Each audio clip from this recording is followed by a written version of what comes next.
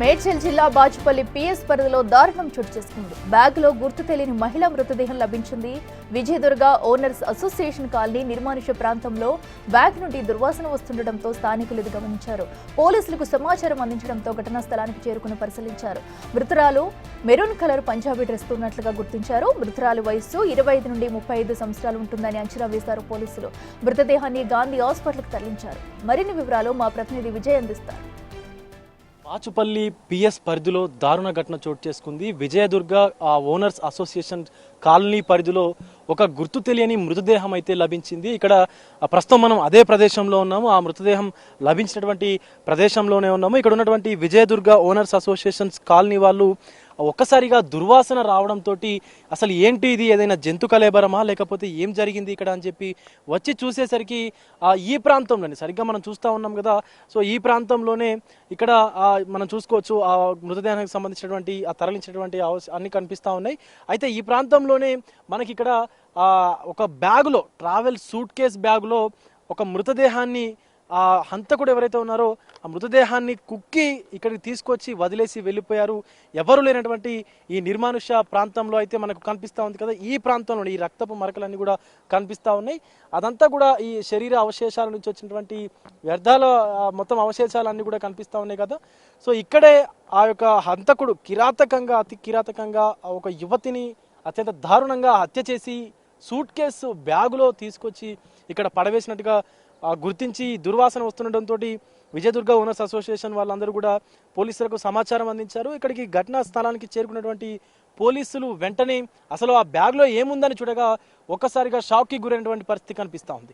అయితే సుమారుగా ఆ యువతి వయస్సు 25 నుంచి 30 సంవత్సరాలు ఉంటుంది అంటూ కూడా అంచనా వేశారు. ఇక్కడికి వచ్చినటువంటి క్లూస్ టీమ్ అంతా కూడా ఇదంతా సెర్చ్ చేసి ఇంకా ఏమైనా డెడ్ బాడీకి సంబంధించినటువంటి ఆనవాళ్ళు ఏమైనా దొరుకుతాయా అన్నట్టుగా కూడా మొత్తం క్లూస్ టీమ్ అంతా కూడా ఇదంతా కూడా సెర్చ్ చేసినట్టుగా తెలుస్తూ ఉంది. అలాగే ఇక్కడికి జాగిలాలను డాగ్ స్పాట్స్ కూడా తీసుకొచ్చి మొత్తం అంతా ఈ ప్రదేశం అంతా గాలించినట్టుగా తెలుస్తుంది. ఎస్, మనం చూడొచ్చు ఏదైతే సూట్ కేస్ బ్యాగ్ ఉందో ఆ బ్యాగ్కు సంబంధించినటువంటి హ్యాండిల్ కూడా కనిపిస్తూ ఉంది. మనం ఇక్కడ చూడొచ్చు.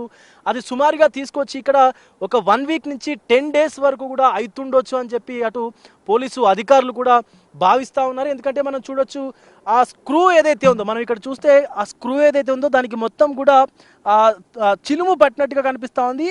ఆ స్క్రూ మొత్తం కూడా నీట్గా అంటే ఒక స్టెయిన్లెస్ స్టీల్కు సంబంధించినటువంటి స్క్రూ కూడా ఉంటుంది. కానీ ఇక్కడ చూసుకున్నట్టయితే దానికంతా కూడా చిలుము పట్టినట్టుగా కూడా కనిపిస్తూ ఉంది. అయితే దీన్ని బట్టి అధికారులు కూడా సుమారుగా వారం నుంచి 10 రోజులు అయి ఉంటుంది ఈ యొక్క బాడీని ఇక్కడికి తీసుకొచ్చి అని కూడా చెప్తా ఉన్నారు. ఎందుకంటే వర్షంలో తడిసింది కావచ్చు, అందుకే ఇది స్క్రూ కూడా ఇలా అయిపోయింది. అలాగే బాడీ కూడా పూర్తిగా కుళ్ళినటువంటి సిచ్యువేషన్కి వచ్చేసింది. పూర్తిగా పురుగులు పట్టినటువంటి పరిస్థితి కూడా కనిపిస్తూ ఉంది. సో ఇంకొక అవశేషం కూడా కనిపిస్తూ ఉంది. ఆ డెడ్ బాడీకి సంబంధించినటువంటి బ్యాగ్ నుంచి ఊడిపోయినటువంటి ఒక ట్యాగ్ కూడా కనిపిస్తూ ఉంది మనకి ఇక్కడ. సో ఇవన్నీ కూడా క్లూస్ టీమ్ అంతా కూడా సెర్చ్ చేశారు. అయితే ఇక్కడ ఈ మనకి ఏదైతే బాచుపల్లి పిఎస్ ఉందో ఈ పిఎస్ లిమిట్స్లో ఏదైనా మిస్సింగ్ కంప్లైంట్ ఫైల్ అయిందా అన్నటువంటి కోణంలో కూడా పోలీసులు దర్యాప్తు చేస్తూ ఉన్నారు.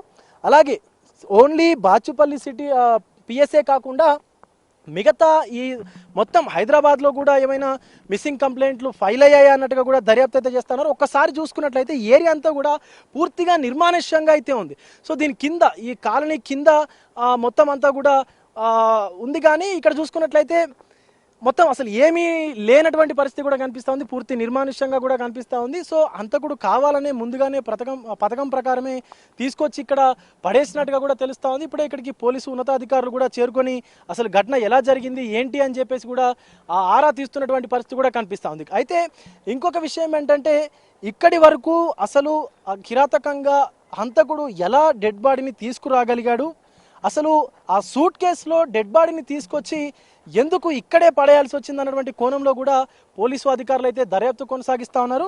సో మనం చూసుకున్నట్లయితే ఇక్కడ ఇది రెడ్డీస్ ల్యాబ్ కనిపిస్తూ ఉంది కదా. ఆ రెడ్డీస్ ల్యాబొరేటరీకి సంబంధించినటువంటి ఫ్యాక్టరీకి అతి సమీపంగా కూడా తీసుకొచ్చి ఇక్కడే ఈ డెడ్ బాడీని పడేయడానికి కారణాలు ఏంటి అని చెప్పేసి కూడా పోలీసు ఉన్నతాధికారులు అయితే విచారణ కూడా చేపట్టారు.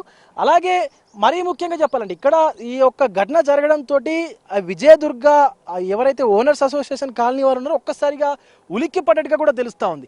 సో ఈ చిన్న చిన్న గదులు కట్టుకొని ఈ యొక్క విజయదుర్గ కాలనీకి సంబంధించినటువంటి అసోసియేషన్ సంబంధించినటువంటి ఓనర్స్ అందరూ కూడా వాళ్ళ ఫ్లాట్స్లో చిన్న చిన్న మొత్తం గదులు కట్టుకొని వాళ్ళు ఇవన్నీ కనిపిస్తూ ఉన్నాయి కదా మనకి. ఇవన్నీ కూడా ఆ గదుల్లోనే వాళ్ళు సంబంధించినటువంటి సామాన్ వేసుకోవడమా లేకపోతే ఇది వాళ్ళ పేరు మీద ఉన్నట్లుగా కూడా కొంత ఈ చిన్న చిన్న గదులు కట్టుకున్నారు. సో ఇలాంటివన్నీ కూడా మొత్తం వాళ్ళకి అడ్డాగా మారిపోయినట్టుగా కనిపిస్తూ ఉంది నేరస్తులకి. ఒకసారి పోలీసు ఉన్నతాధికారులు కూడా వచ్చారు ఇక్కడికి.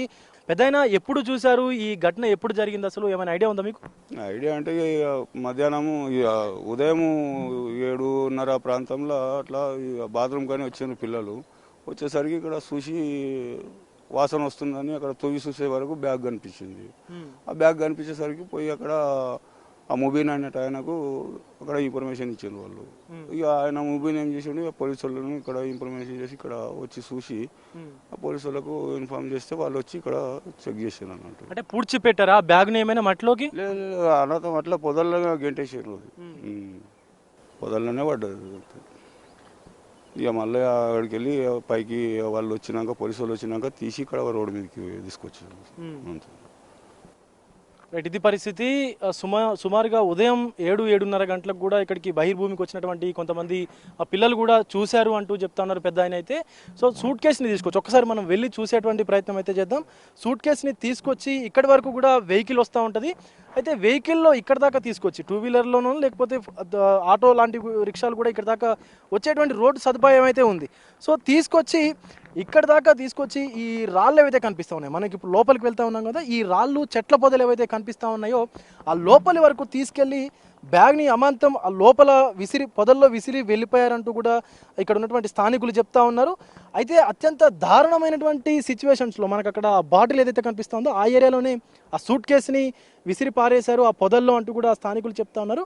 సో ఇక్కడికి వచ్చినటువంటి పిల్లలు ఆ వాసనను పసిగట్టి పూర్తిగా దుర్వాసన రావడంతో అసలు ఏమైంది అని చెప్పి స్థానికులకి సమాచారం ఇవ్వడంతో అక్కడ మొబీన్ అనేటువంటి ఒక వ్యక్తికి సమాచారం ఇవ్వడంతో ఆ వ్యక్తి పోలీసులకు సమాచారం ఇవ్వడంతో పోలీసులు ఇక్కడికి చేరుకొని అసలు ఏం జరిగింది ఏముంటి అని చెప్పి చూడగా ఒక్కసారిగా షాక్కు గురైనటువంటి పరిస్థితి కనిపిస్తూ ఉంది. ఈ ఘటన పైన ఇప్పుడే ఈ ఘటన స్థలానికి సంబంధించి బాలానగర్ డివిజన్కి సంబంధించినటువంటి అడిషనల్ డీసీపీ సత్యనారాయణ కూడా వచ్చారు. అలాగే ఈ పూర్తి ఏరియానంతా కూడా ఆయన క్లూస్ టీంతో కూడా సమీక్షించిన అనంతరం అసలు ఎందుకు ఇక్కడ దాకా తీసుకొచ్చి బాడీని పడవేయాల్సి వచ్చింది, అసలు బాడీని ఇక్కడే మర్డర్ చేశారా లేకపోతే ఎక్కడైనా మర్డర్ చేసి తీసుకొచ్చి ఇక్కడ పడవేశారా అన్నటువంటి కోణంలో కూడా విచారణ చేస్తూ ఉన్నారు. దీనికి సంబంధించి పూర్తి డీటెయిల్స్ కూడా ఈ యొక్క దర్యాప్తు అనంతరం అయితే మనకు తెలిసేటువంటి అవకాశం అయితే